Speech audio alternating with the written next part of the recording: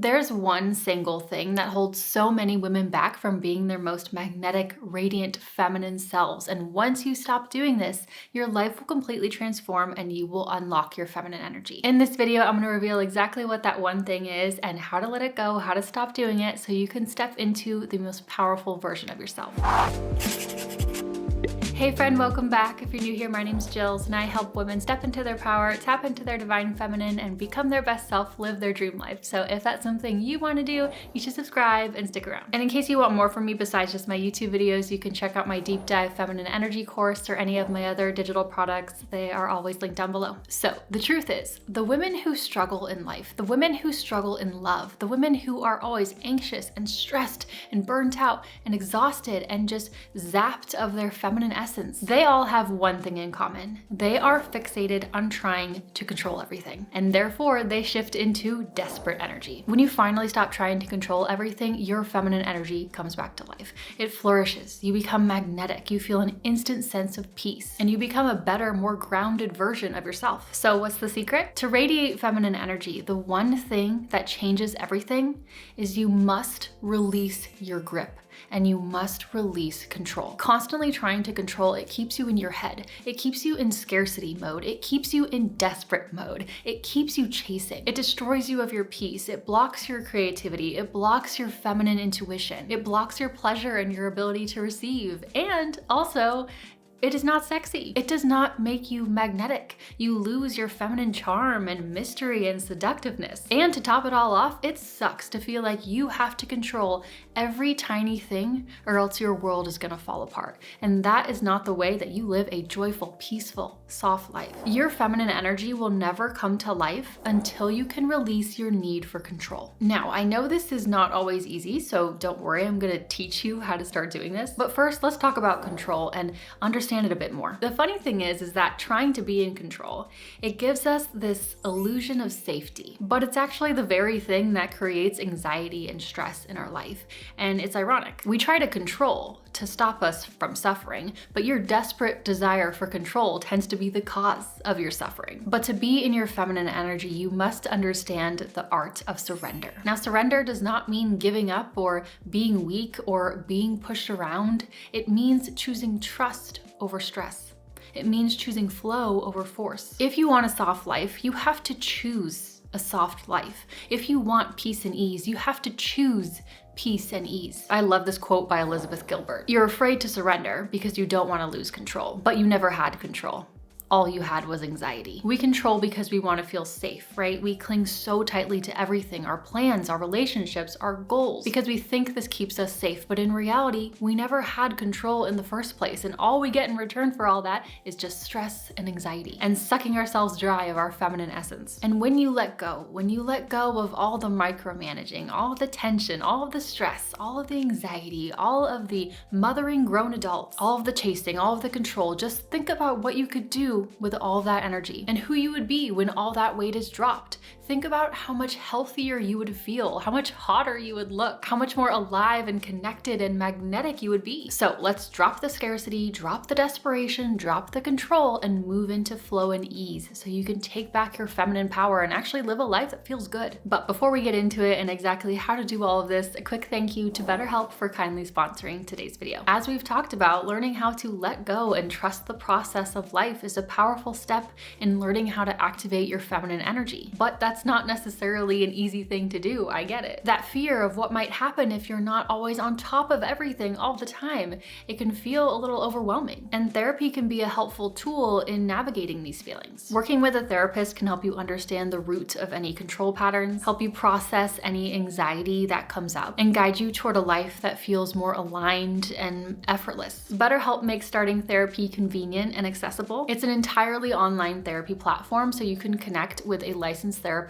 from the comfort of your own home on your own schedule. With their network of over 30,000 professionals, you'll be matched with someone who understands your unique needs. But if the match isn't right for whatever reason, you can switch therapists at any time with no extra cost. Getting set up is so easy. How it works is you just fill out a brief questionnaire and then you'll be matched with a therapist in as little as a couple days. That is all you have to do. So if you feel ready to explore therapy, click the link in the the description below or go to betterhelp.com/Jillz for 10% off your first month. Thank you, BetterHelp, and now let's get back into it. So first of all, let's get one thing straight.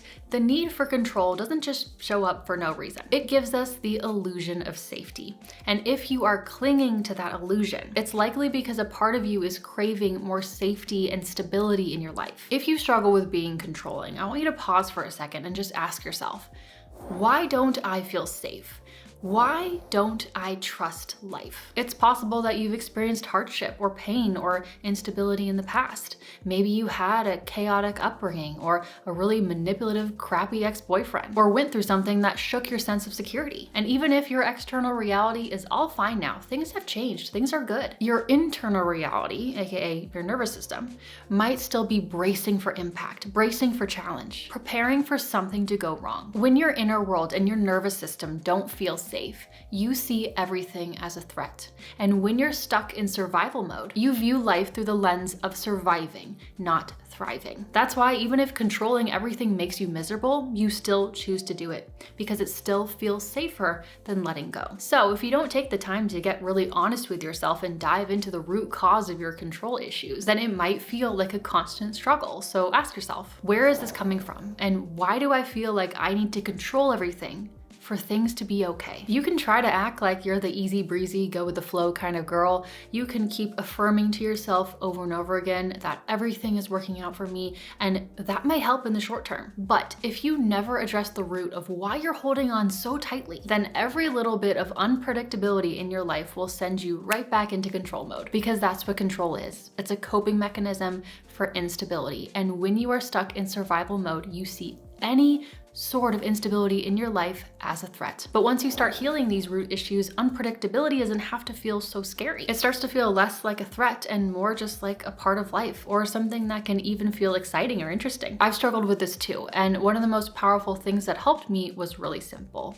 I got clear on why I felt unstable, which was pretty obvious to me. It was just some challenges in the past. And then I said to myself, yes, that was then, but this is now. I mentally created this energetic divider between my past and my present. So instead of seeing my entire life and my entire self as this one big, messy, chaotic blob, I separated the two. I would say to myself over and over again, that was then, but this is now. And the more I repeated it, the more I visualized that divider, the more it softened my nervous system. And this is important, separated who I am with the struggles I went through in the past. And once you can separate yourself from your struggles and it's no longer a part of your identity, a part of your self-concept, that is when you move out of survival mode. I used that mental divider to help me form a new identity for myself without the past struggles that were keeping me so tense. If your identity is wrapped up in struggle, then you will always be anticipating struggle.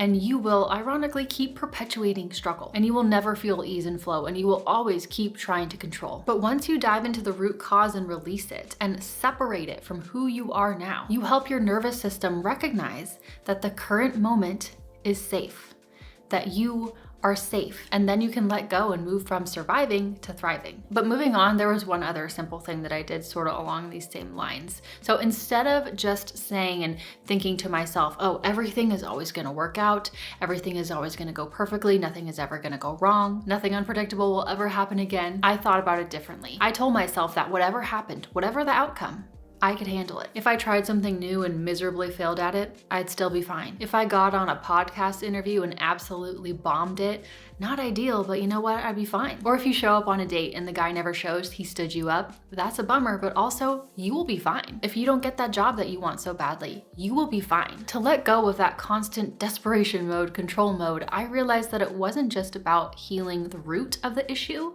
but it was also realizing that, again, instability is a part of life. And I had to remember that, yes, I trust the universe, yes, but also I trust myself. I had to remember that I am capable, that I can figure anything out, that I have inner strength. Remember that you've handled everything else life has thrown at you, right? You naturally release your attachment to outcomes when you realize that no matter the outcome, you will be fine. and that you can handle it. Now, you also need to get clear on one thing: what you can and cannot control. You don't necessarily have control over where and when you meet your soulmate. You don't have control over whether that job chooses to hire you. You don't have control when your car randomly decides to break down, or if you get an A+ on that exam, or if you end up reaching your goal of getting 100,000 Instagram followers. You cannot control whether your partner stays loyal to you. You cannot control whether your friends invite you to all of their social activities. You can choose to keep high quality people in your life and get rid of the toxic ones, yes, but you cannot control everyone around you. You cannot control their every little action. What you can control is how you show up in those situations. You can control the boundaries you set, the energy you bring, and the effort you put into building a life you love. But trying to control the actions, choices, perceptions of others, that is just going to drain you. It is going to leave you feeling so powerless, and it'll strip you of any peace that you have. The key is to focus what's truly within your realm of influence, which is yourself. When you stop obsessing over external outcomes and start directing that energy more inward, you'll immediately be more in your feminine energy. You'll feel the difference. Feminine energy is that inward energy. Masculine energy is more of that outward energy. So direct that energy more inward and on what you can control. Now, next I'm going to tell you something that'll completely reframe the way that you think about releasing control.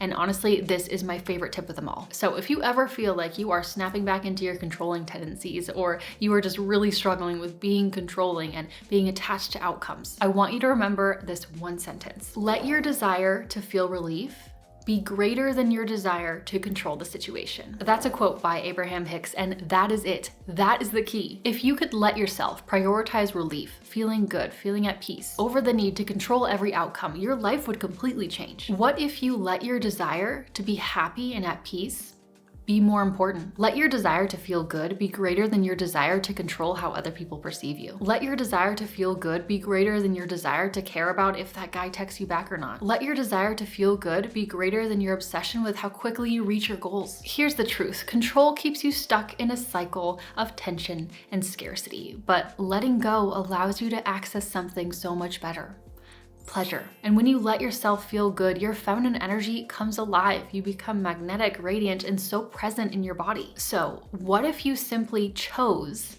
to let yourself feel pleasure over pain? What if you decided to let go of the anxiety and overthinking, not after you've reached your goals, not after the relationship works out, not after you manifest what you want or make X amount of money, but now, simply because it feels better. You're gonna get to the same destination anyway at the end of the day. So you can either choose the bumpy ride, flying in turbulence, or you can choose the one that's smooth sailing, flying in first class, sipping champagne and watching movies the whole time. When you choose pleasure, when you choose relief, you release control and you move from scarcity into trust and abundance. You detach from outcomes, you stop chasing, you stop the desperation, and it feels good. And a woman who feels good in her body is one of the most attractive, beautiful things. And all of this will unlock your feminine energy, and that choice is yours. If you want to dive deeper into this topic, I highly recommend you check out this video. It's a real and honest talk about just letting yourself be happy and letting yourself experience pleasure and joy and letting yourself have it all. So I really hope that you check it out. I do think it's a really important and needed conversation. So I'll see you over there, or I'll just see you next time in my next video. Bye.